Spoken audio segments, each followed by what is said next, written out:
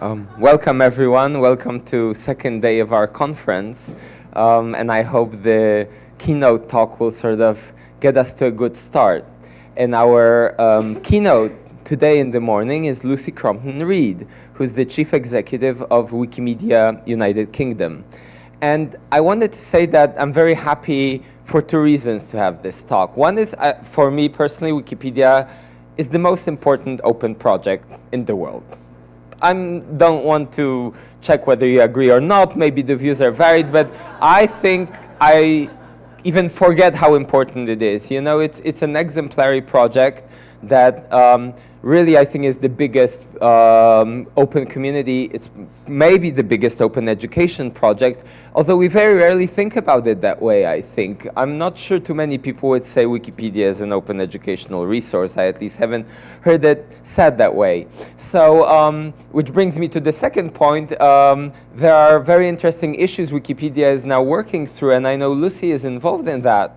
And she's been building a strategy here in the UK which will tackle issues around diversity and engagement and the sort of way the community looks. And she will be talking about all these. And I think these are crucial issues both for Wikipedia and more broadly for the open education community and for the open community. So for that reason, I think Lucy is a perfect keynote for us. She has also a background of over 20 years working both in the arts sector. She worked for the Art Council England. For the sort of civil sector, she worked with Refugee Council. So it's also a very varied experiences and a point of view built on that I think is very good for us in terms of talking about the politics of open. So I would like to now invite Lucy.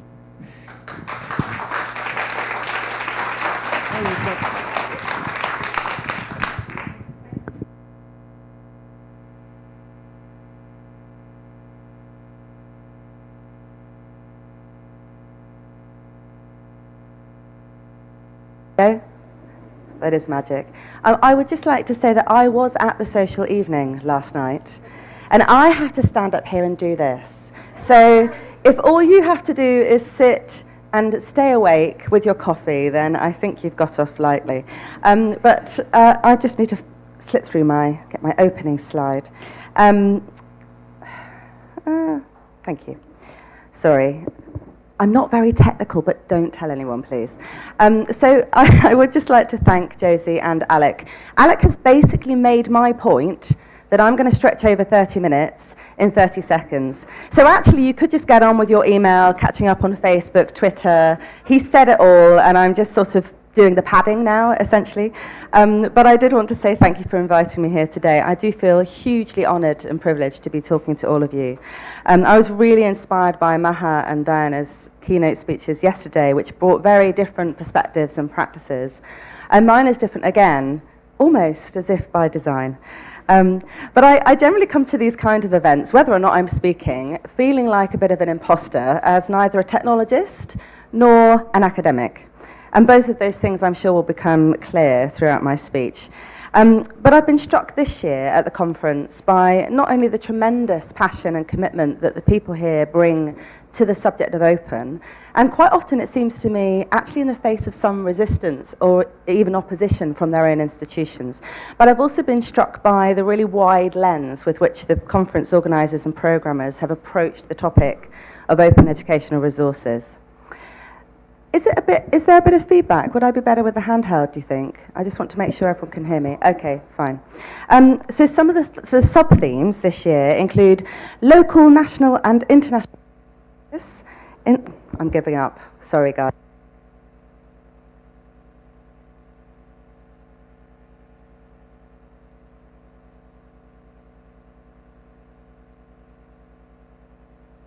Thank you. And now I feel more at home, like I'm doing the karaoke. I should have gone with this all along. I'll try not to break into any Adele. Jolene is actually one of my numbers. Anyway, so some of the sub-themes of the conference are local and national and international policy and practice, institutional politics, participation and social equality. And I feel absolutely certain that there are people in this room with much more knowledge than me on any of those subjects. But the thing is, we know now, at least, that the British people don't like experts. They've had enough of experts. So on that basis, I feel very happy to be taking this stage.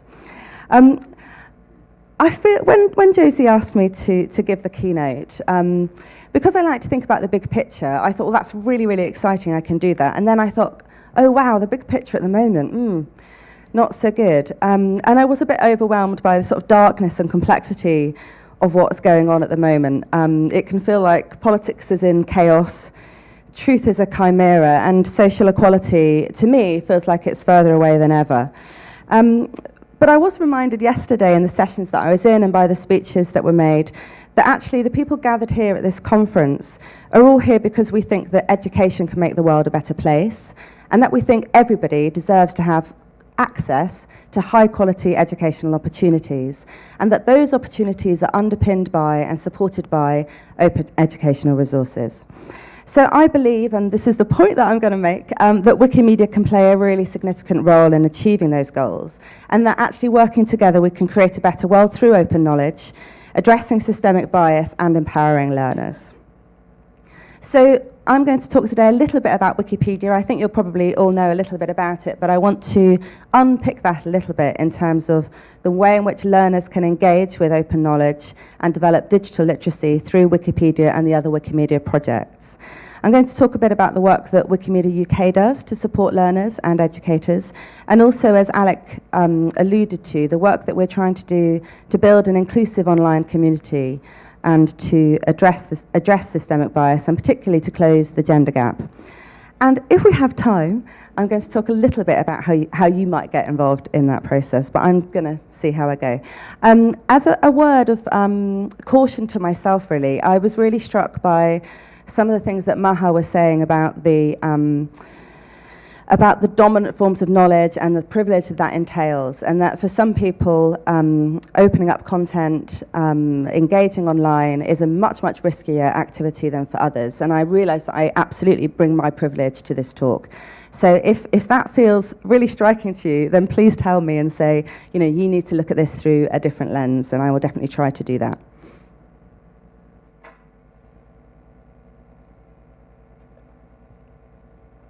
So it has to be said, I was really, really chuffed when Jim Groom said this at last year's OER in his keynote speech.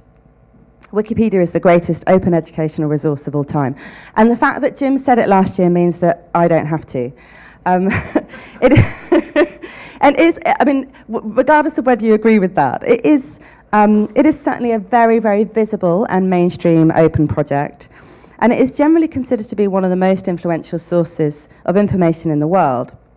And I think it's fair enough to say that a freely accessible website containing over 400 million articles in nearly 300 languages and created by a global community of volunteer editors is a pretty extraordinary achievement. However, a lack of diversity in its content and its community means that the information available can be biased and it can be incomplete, and it can perpetuate those dominant forms of knowledge that we were talking about yesterday. And also, and I'm not sure if it's for this reason, but the Wikimedia projects are often treated by caution in the classroom. Perhaps where teachers and educators aren't familiar with the verifiability guidelines on Wikipedia, or indeed they're not aware of the other projects like Wikidata and Wikisource and Wikiversity and all of the resources that that project can bring. So, as the national chapter for the global Wikimedia movement, Wikimedia UK believes that open access to knowledge is a fundamental right. We believe it's a driver for social and economic development. And I feel really passionately about the vital role that open knowledge can play in both formal and informal learning, not just in this country, but as a tool to help achieve universal education. So I see education as being central to the work of Wikipedia, but also, crucially, I really believe that Wikimedia belongs in education. So I did mention earlier that this feels, to me, like a particularly dark period in our collective history. Seemingly intractable and, frankly, incomprehensible conflicts are taking place around the world, with horrifying consequences for those that are caught up in those. But despite greater and faster access to information than we've ever had before, those conflicts and those complex situations politically that are going on around the world can seem compounded by a crisis of democracy and facts, and it feels that the value of knowledge itself is under threat. Of course, propaganda, misinformation, and frankly, just bad journalism have been around forever. But this idea of fake news seems particularly current. So my colleague, John, has just made a short video about how contributing to Wikimedia can actually combat alternative facts.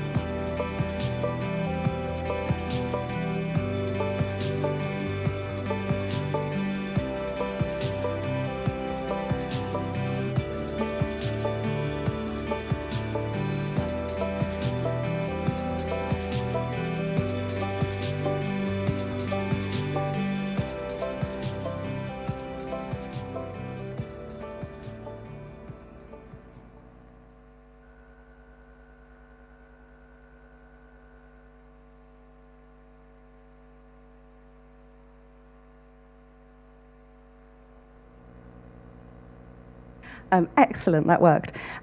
So how do we make sure that young people recognise fake news and understand how to assess, interrogate and interpret information? And also more than that, and more importantly, how do we enable learners to create and curate open knowledge and not just be the passive consumers of information? These are some of the key questions that are driving our work in the UK and the wider educational programme for Wikimedia globally. To an extent, students are already actively contributing to open knowledge.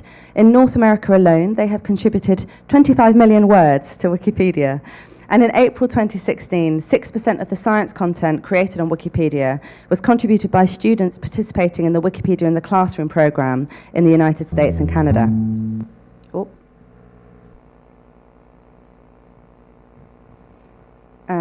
I've lost my presentation. Sorry, a slight intermission. The second technical assistant, the more men come to deal with technical issues, the better. Please, we need some help, guys.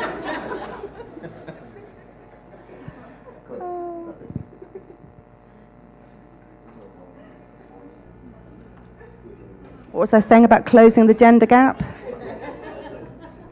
I'm single-handedly opening it right here and right now.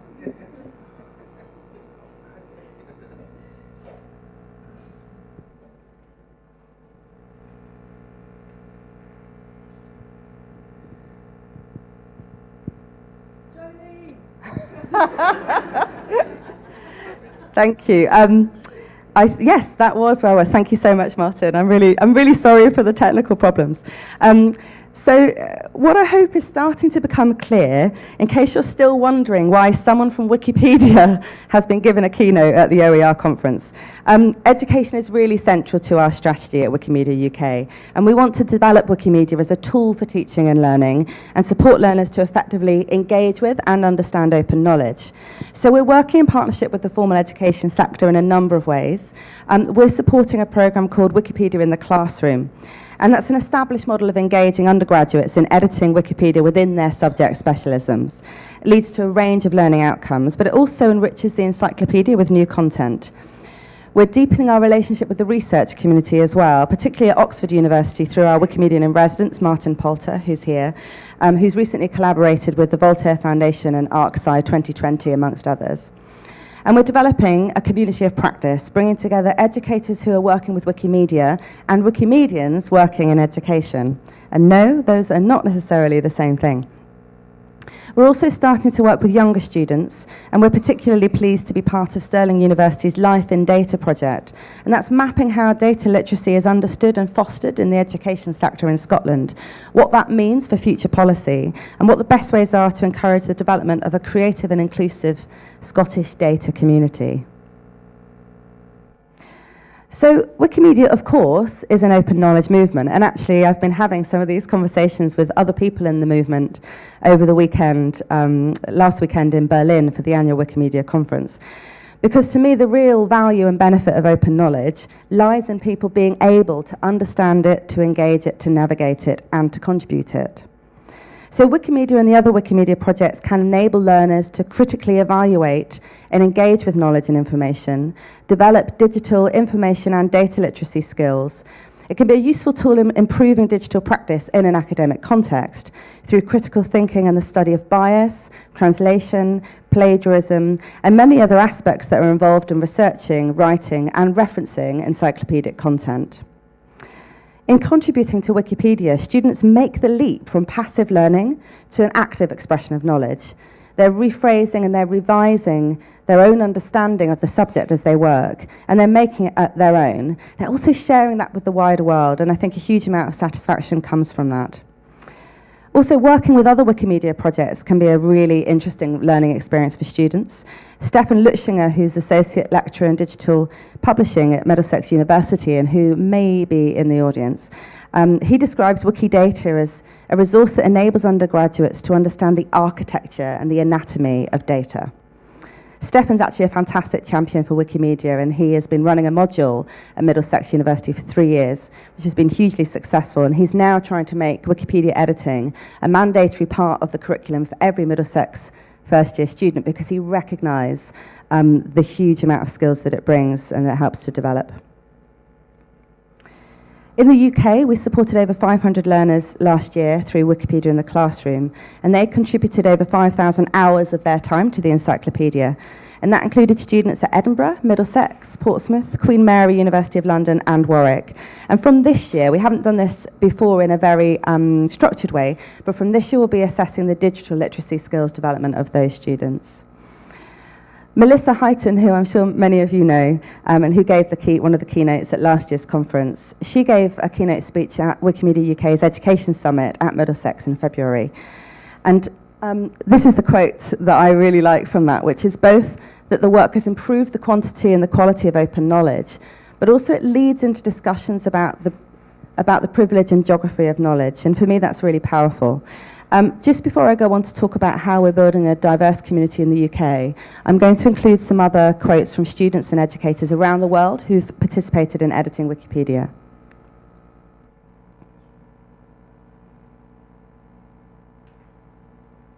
I'm hoping you can read this, but this says, "I have never seen my students as motivated as when they were explaining the work they had done to upload pictures and videos to Wikipedia." And that's an educator from Ecuador.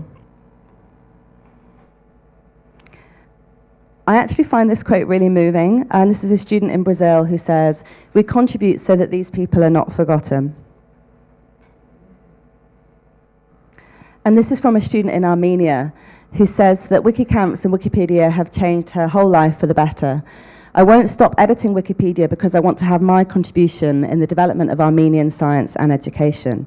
And one of the things that's maybe worth noting here is that whilst the English Wikipedia is very large, there are over 5 million articles, there are 290 language Wikipedias, and many of them are much smaller. And that means that they need more content contributed, but it also means there's actually a lower bar to engagement because there aren't already 5 million articles. So I think for students who speak other languages and have other first languages, I think that can be a fantastic opportunity.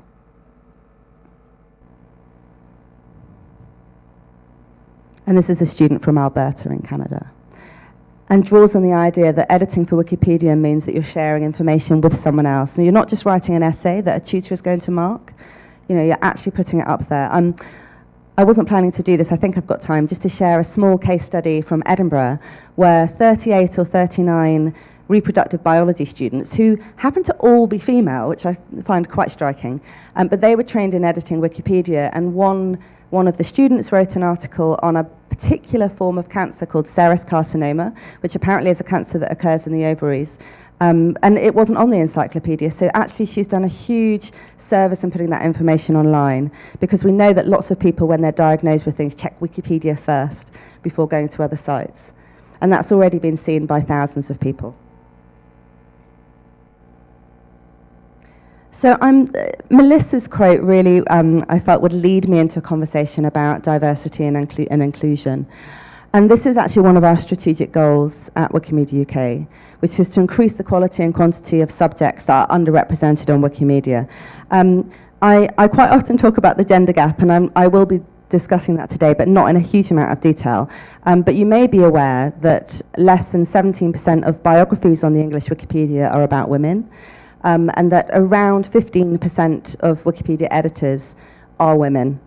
So there is a very significant gender gap in terms of both content and communities. But there are other gaps as well. There are other forms of bias. So we want Wikimedia and all of the projects and Wikipedia to reflect our diverse society and be free from that bias. And I feel that's particularly important in the UK as a country with a long and frankly checkered colonial and imperial history, but also where 300 languages are spoken, where we have a very diverse multicultural community. So our extensive work in partnership with the cultural heritage sector has a really strong focus on this particular goal. And we're working with the Wellcome Library, Hypatia Trust, National Library of Wales, National Library of Scotland, all sorts of different partners to try and open up content and hidden histories. A particular example of that, and Martin is in the room, in the first phase of Martin's residency at Oxford University when he was at Bodleian Libraries, he decided to focus particularly on opening up images that revealed those hidden histories, and he handpicked 8,000 image files, and they've now had more than 50 million page views, which is significantly in excess of any sort of audience that they would have reached through the Bodleian's own website. As well as developing the content on Wikimedia, we're also committed to developing an inclusive community and diversifying Wikimedia contributors. Now, of course, those things are related, but they're not exactly the same, and our approach is different. So just to give you an example of how that works, some of our outreach projects include training Kurdish educators who are based in London, the idea being that they will be training young people and other educators and other Kurdish people to add to the encyclopedia about Kurdish language and culture and history. And we're also doing a project at Queen Mary University of London with Middle Eastern women students. We also have a particular focus on indigenous languages to the UK, so we're doing a huge amount of work in the Welsh language, and we also have a newly appointed Scottish Gaelic Wikipedian working with the National Library of Scotland and with us to develop the Wikipedia.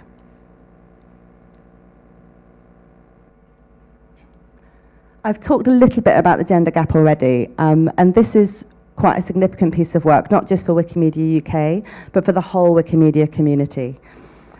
As the most influential source of information in the world, this is really, really important, not just for current users, but for the millions of people, including women and girls, who will be coming online in the next few months and years. And the first source of information that they'll have access to through the Wikipedia Zero programme is Wikipedia. So we're working to close this gap, and that can lead to synergistic activities with the higher education sector and with other partners. I've already talked a little bit about the work at the University of Edinburgh, where Ewan is our Wikimedian in residence and doing an amazing job. And he delivers public events, which have had, over the past year, an average attendance of 65% women, which is great. But also, as I've talked about, some of the classes that he's been working in and developing Wikipedia in the classroom in have been wholly or majority female. At the Education Summit, where Melissa spoke, she talked about the way in which a Wikimedian in residence at a university can actually tackle some of the structural gender inequality in universities, and particularly in STEM subjects. So gender and other forms of bias are a really common theme of our work. Essentially, And I'm going to show off here a new word that I heard yesterday. But essentially, we're trying to combat the androcentrism that pervades Wikipedia, which is that sort of white, male, Western perspective, as well as other major global online platforms, and to diversify Wikimedia's content and contributors. I did want to talk a little bit about the way in which Wikimedia, I hope, can play an active role in achieving universal education. But while I do this, I want to be mindful of the words of caution that Maha used yesterday, and the dominant form of knowledge and language and culture and interpretation, and what that means when you're introducing what is essentially a Western platform into developing countries. She said, and this particularly struck me, OERs might not help learners in developing countries, and I'm bearing all of that in mind, I hope, when talking about this. But I do think that technology and that Wikimedia can contribute to sustainable and more accessible education, and it can support the UN Sustainable Goals for Education and Learning. And in particular, which is why I have this photo, I really hope that this can start to close the gap in terms of girls who typically have less access to education in the developing world. And just so that you know that it's not me on my own or Wikimedia UK who's trying to achieve this, I've just spent the weekend in Berlin where 350 people from across the global Wikimedia movement were talking about what our strategic direction will be and where we are going and what we want to build or achieve by 2030. So I was in a group that was talking about education, and this is what we came up with, which probably won't look anything like that by the time the strategy is finished. But I felt that there was a real feeling at the conference that education is really key to Wikimedia's work. So I wanted to share that with you.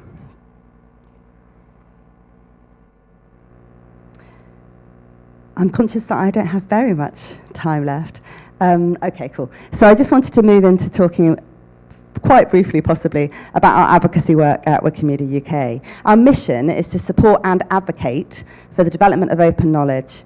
So that advocacy role can take a number of different forms. We contribute to the creation and distribution of educational content through advocating for open knowledge amongst our partners.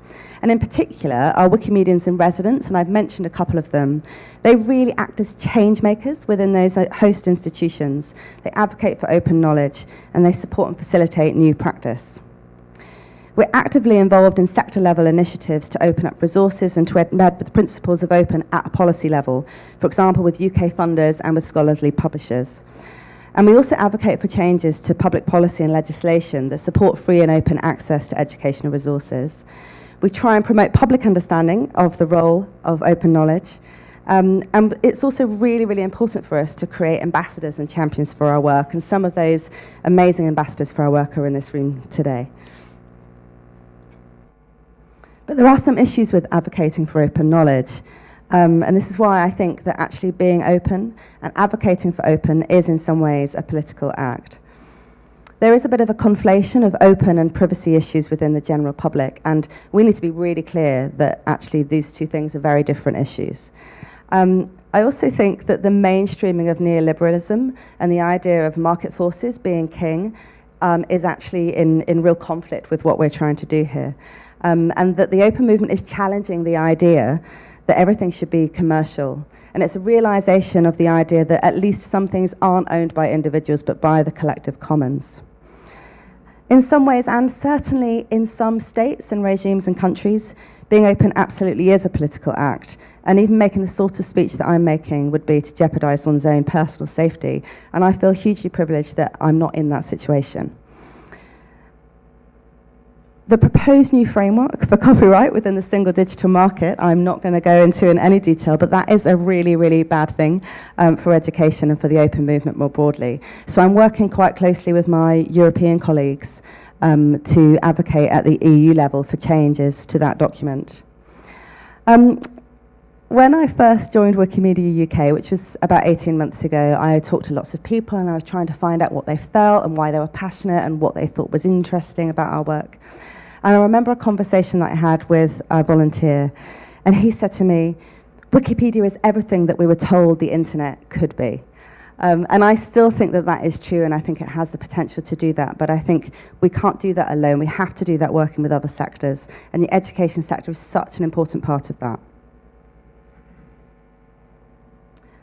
So very briefly, I wanted to talk about ways in which you can be involved, either as individuals, as educators, as institutions.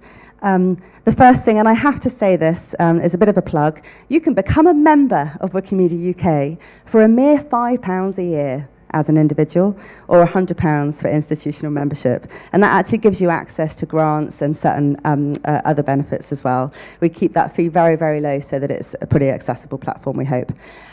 You can engage more proactively with Wikimedia, and I really, really hope that you do that if you don't already. You could start with hosting a training event for your staff, and one of our volunteer trainers could come and deliver an editathon and teach your staff to edit. Or you could do that for your students or the general public who come into your space. You could also think about introducing Wikipedia in the classroom, which is a structured program, and that would be supported by the Wikimedia UK team. And some of the outcomes that I've shared, for example, the reproductive biology class, and the outcomes that Stefan talks about in his module, could really benefit, I think, your institutions. And you could also think about what content your institution holds, and particularly content that is in relation to underrepresented subjects, such as women and non-Western languages and cultures. And think, of course, about how your educational resources could add value to the Wikimedia projects. So there are lots and lots of ways that you can get involved. I'm here for the rest of the day. Daria, who's the head of programs and evaluation at Wikimedia UK, is here. Richard Novell is here, one of our project coordinators. And there's actually quite a lot of people who are associated with Wikimedia. We've got Wikimedians in residence. Josie is a trustee of Wikimedia UK. Actually, you're going to find it quite hard to escape Wikimedia at the conference, so you should probably just come and talk to us and find out how you can get more involved. I'm really, really pleased to have had the chance to talk to you, and really thank you for your attention, and would be super, super happy to answer any questions, or indeed to invite people to share comments or stories that resonate with what I've just said. So thank you.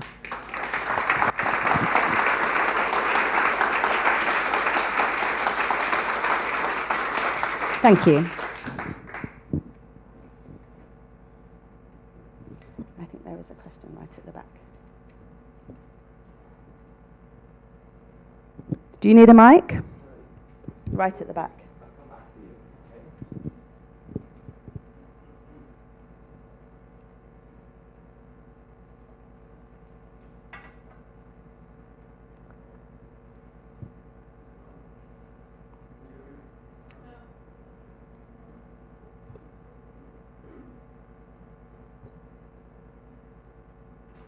There's always a button. Thanks. Sorry to make Alec have to walk the whole length of the room for my question. I hope it's worth it. I mean, I start from saying I'm a great fan of Wikipedia, and I was at the UK meeting not so long ago where we met and where a lot of interesting people were there. One of my problems, perhaps, my enemies tell me, is I'm always trying to fix things, even if they're not broken. But there's an interesting issue of privilege, which you referred to. In the English language, we kind of go around with the impression that Wikipedia is pretty comprehensive. Yes, there are disputes about some of the facts and the rest of it, but you know, if you take a particular category of activity, let's say universities, by and large, within a second of a university changing its name, someone, probably the PR person for the university, will have fixed it on Wikipedia. Let's hope it's not the PR person at the university. But I suspect that's one of that brings me on to some of the darker aspects. If I knock around with a lot of librarians, they would be telling, and in the open education world, we talk increasingly about open data, and you didn't say so much about Wikidata. So there's a kind of cultural, technical issue, which I think is to do with harvesting. At what point does Wikipedia say, the humans are great, but maybe we have to do something to provide, maybe just, let's call it pre-population. And I think actually, to be honest, within certain communities, that fixes a number of the gender and coverage issues. I'm not suggesting that, you know, one harvests the wrong sites, let's say, but there are a lot of safer sites, government information, where it would benefit everybody, I think, if they were on. And this particularly applies to, I was going to say lesser used languages, but even when you get to a language like Spanish, you will find in Latin America the lists of universities are extremely rudimentary and out of date. And all everyone does, sadly, is to copy each other's Wikipedia entries. And it's one of the depressing things. So how can we begin to get out of this circle? Are humans quite enough? We might ask ourselves these days. I mean, if you're asking me as Lucy Crompton-Reid, my answer will always be that humans are enough and that we are enough. From a more Wikimedia perspective, of course, there is a huge role that automation can play. I didn't talk about Wikidata very much, primarily because it's not my particular, certainly not my area of expertise, but also because it was adding an extra sort of layer and dimension to the speech, which I wasn't quite sure was appropriate. But there are people in this room who know, who really understand Wikidata. Martin, for sure. Is Nav here this morning? Nav, I mean, please go and talk to Nav about Wikidata. I'm not the person to talk to. And one of the, alongside education, one of the conversations at the strategy gathering at the weekend in Berlin was just on that subject, was on automation and the role that plays. So I recognise some of what you're saying. My actual answer to you is, yes, humans are enough, but automation can help. Thank you very much for your nice presentation. I'm a little bit confused in regard to the position of faculty members themselves. We see a huge gap between students, but you didn't talk about and students and teaching, but you did not touch the subject of lecturers and faculty members.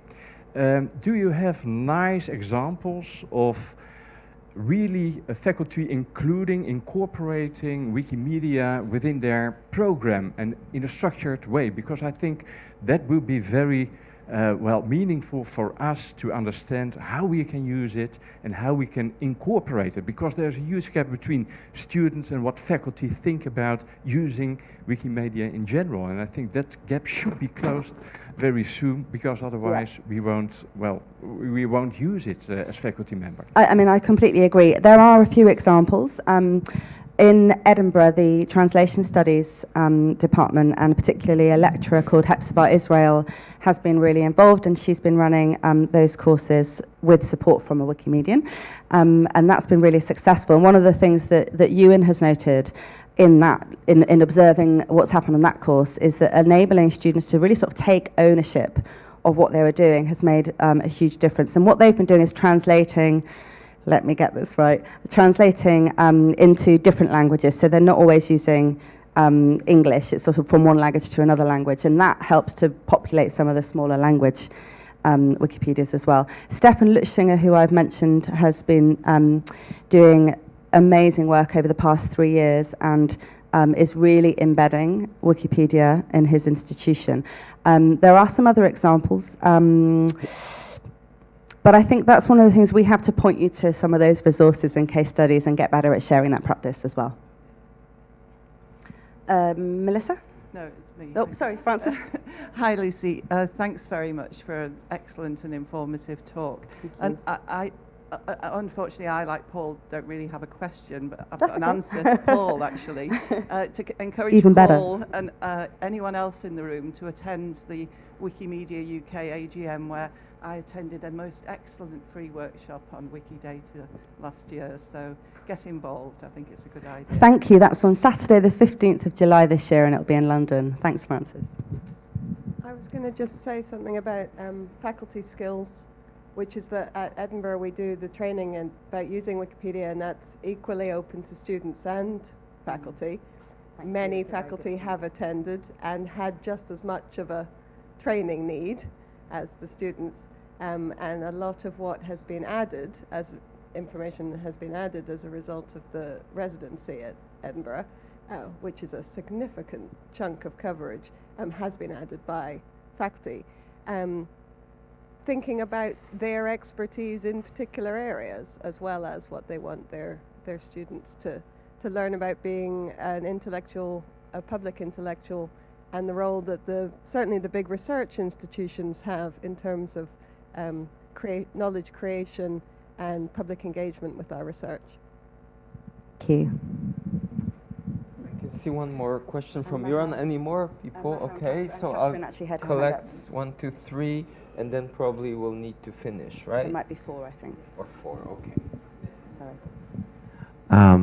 My name is Jöran, I'm from Germany, and the German Wikipedia tends to be more and more academic and less accessible, for example, for children. But probably children is only representing different groups.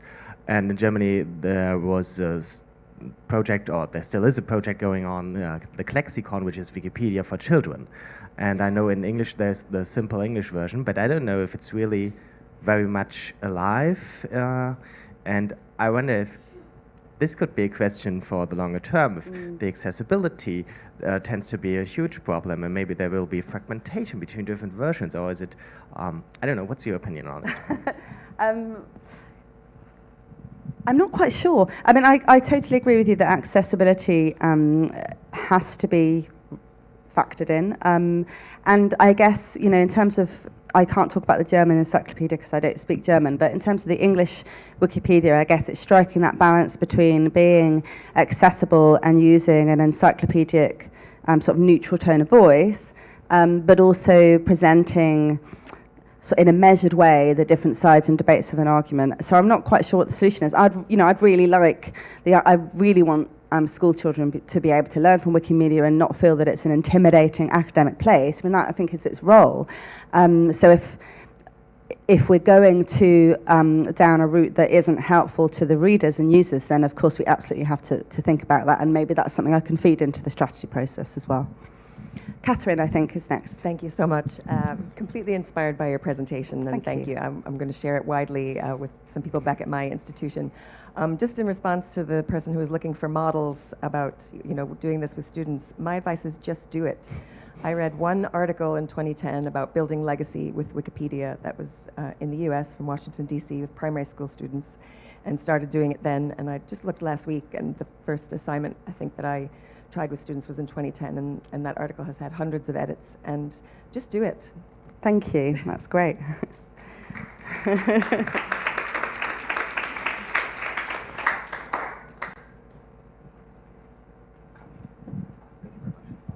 Hi, Jeffrey Kiefer from New York. I'm just asking a question that somebody asked online because I'm following the tweet, tag.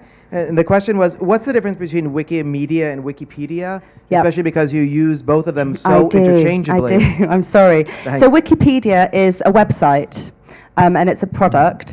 Wikimedia, the Wikimedia Foundation is based in San Francisco, and it owns and controls Wikipedia, but the other 11, 12 Wikimedia projects, so Wikisource, Wikiversity, Wikivoyage. The Wikimedia movement encompasses all of that. So it encompasses Wikipedia, it encompasses editors, it encompasses volunteers, it encompasses data people who are working on Wikidata. Wikipedia is the website. And the reason that I use that so interchangeably is because Wikipedia is so dominant in the conversation about Wikimedia, and also because people don't really recognize the brand of Wikimedia. But perhaps I should have made that clearer at the start of the presentation. So yeah, apologies. Maha, did we're unfortunately out of time. Okay, I'm sorry. Lucy is around, so you can have individual conversations or even set up a little chat during the break.